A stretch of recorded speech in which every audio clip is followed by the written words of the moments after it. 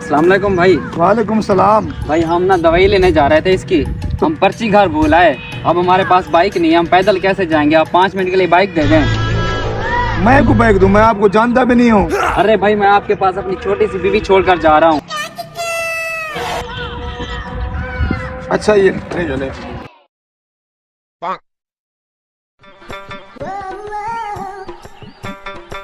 जानू खड़ी क्यों हो? बैठ जाओ।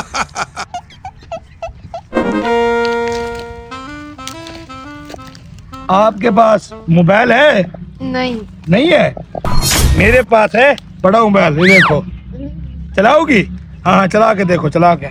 लॉक खोल दो। अच्छा जी, ये मेरा फिंगर है, इसमें ये खुल गया है।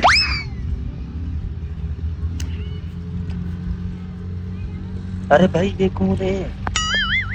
Oh no! अबे इसका घर वाला मेरी बाइक ले गया है। अभी तू जा यहाँ से, मैं इसको पटा लूं। ये कौन? अबे उसकी बीवी है ये। तो मेरा ही सर। तुझे मिल जाएगा पीछे। Oh my God! चल रहा है ना मोबाइल? हाँ।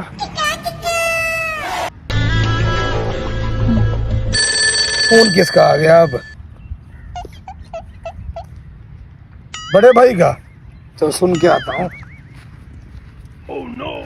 बस आ रहा हूँ 2 मिनट में, जरूरी काम में फंसा हुआ हूँ, वेट करो मेरी तुम।